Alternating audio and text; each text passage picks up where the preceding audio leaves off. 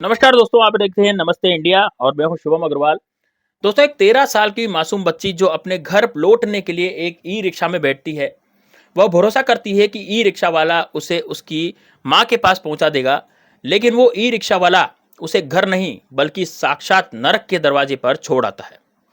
एक ऐसी अंधेरी कोठरी जहां अगले 4 दिनों तक इंसानियत की सीमा को तार तार कर दिया जाता है।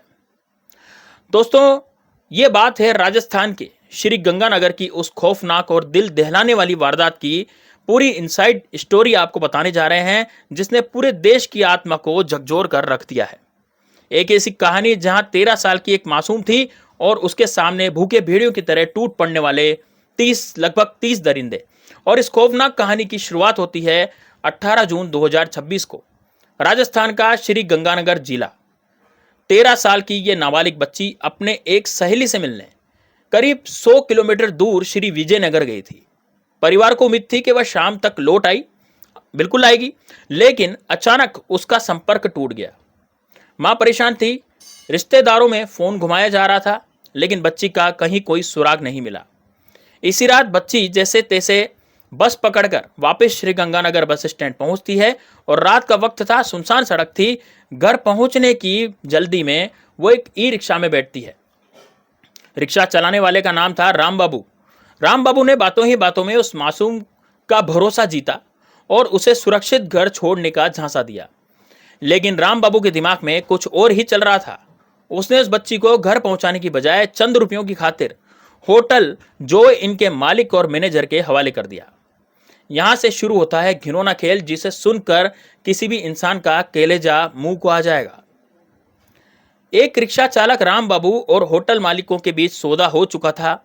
बच्ची को एक होटल से दूसरे होटल में शिफ्ट किया जाने लगा था और जांच में सामने आया कि hotel joy in, hotel Khangar, hotel sapphire और बीरबल चौक के पास मौजूद होटल ड्रीम, इन 4 होटलों को उस मासूम के लिए नरक बना दिया गया था।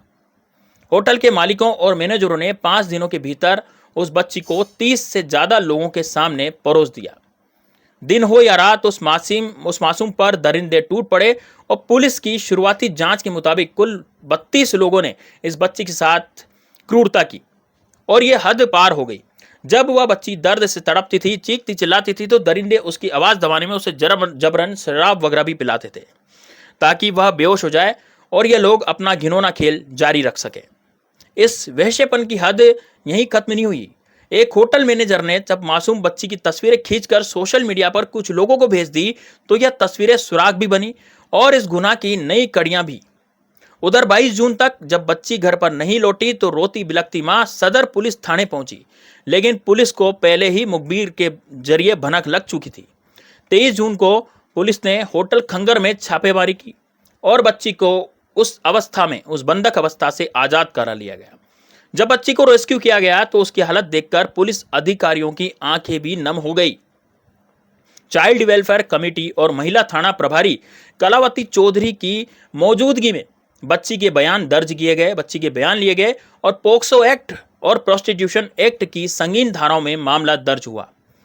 जांच की कमान एडिशनल एसपी कैलाश दान को सौंपी गई। जैसे यह खबर श्री गंगानगर के लोगों तक पहुंची, वैसे ही पूरे जिले का गुस्सा फूट पड़ा। लोग मशाल जुलूस लेकर सड़क पर उतर आए। व्यापार मंडल, छात्र संगठन और स्थानीय विधायक रुपेंद्र सिंह खुन्नूर समेत कई जनप्रतिनिधियों ने धरने दिए। जनता की मांग एक ही थी कि फास्ट ट्रैक कोर्ट में केस चले और दोषियों को ऐसी सजा मिले जो साल भर में ही इस पर जबरदस्त हो जाए। यानी कि इस भारी आक्रोश के बीच जिला पुलिस अधीक्षक एसपी हरिशंकर यादव और प्रशासन ने कड़ा रुख अपनाया। पुलिस अब तक 14 से 18 आरोपियों को गिरफ्तार कर चुकी है और इसमें रिक्शा चालक राम बाबू, होटल मालिक मयंक सेन, मैनेजर हरदीप नाथ और सचिन शामिल थे।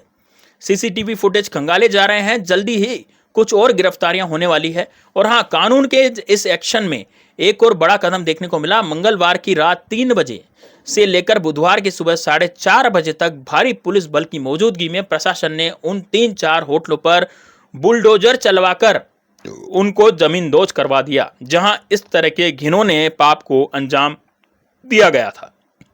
दोस्तों, ये बिल्कुल सही हुआ और ऐसा होना भी चाहिए। अवैध निर्माण और नियमों को ताक पर रखकर चलाए जा रहे इन होटलों को मलबे में तब्दील कर दिया गया। होटल तो गिरा दिए गए, आरोपी भी जेल की सलाखों के पीछे हैं, लेकिन उस 13 साल की बच्ची के साथ जो हुआ, उसको जो जख्म लगे हैं, ऐसी भयानक स्थिति से गुजरने के बाद बच्चे पोस्ट ट्रॉमेटिक स्ट्रेस डिसऑर्डर के शिकार हो जाते हैं। यानी दोस्तों, ये एक ट्रॉमा होता है जो कि बच्ची में किसी भी इंसान में हो सकता है। ये खतरनाक ट्रॉमा होता है और उस ट्रॉमा की वजह से स्ट्रेस डिसऑर्डर का बच्चे शिकार हो जाते हैं। आत्मविश्वास खत्म हो जाता है, किसी पर भरोसा करने की आदत उनकी नहीं रहती और खामोश रहना और दुनिया से वो डरते हैं। यह उस बच्ची के पूरे जीवन को प्रभावित कर सकता है। होटल वाले जो जितने भी आरोपी है सलाखों के पीछे हैं, लेकिन सवाल आज भी वही खड़ा है। दावा किया जा रहा है कि गंगानगर में 150 से ज़्यादा होटल चल रहे हैं, जिनमें से सिर्फ 40 के पास ही अवैध लाइसेंस हैं, यानी कि और बाकी के जो 110 होटल हैं वो किसके शे पर चल रहे हैं। यानी 40 होटलों के पास ही वैध लाइसेंस है, 110 होटल बिना लाइसेंस के ही चल रहे हैं। क्या प्रशासन को किसी बड़े हादसे का इंतजार था? करीब 8 महीने पहले भी पुलिस को ऐसी अवैध गतिविधियों की इनपुट मिली थी, इनकी जानकारी मिली थी, फिर भी समय रहते कार्रवाई क्यों नहीं हुई? बुलडोजर से इमारतें तो गिरा दी गई, लेकिन क्या हमारे समाज में पनप रही इस दरिंदगी की सोच को हम क्या गिरा पाएंगे? क्या उस मासूम को वाकई इंसाफ मिल पाएगा, या फिर यह मामला भी वक्त के साथ फाइलों में दब करके रह जाएगा?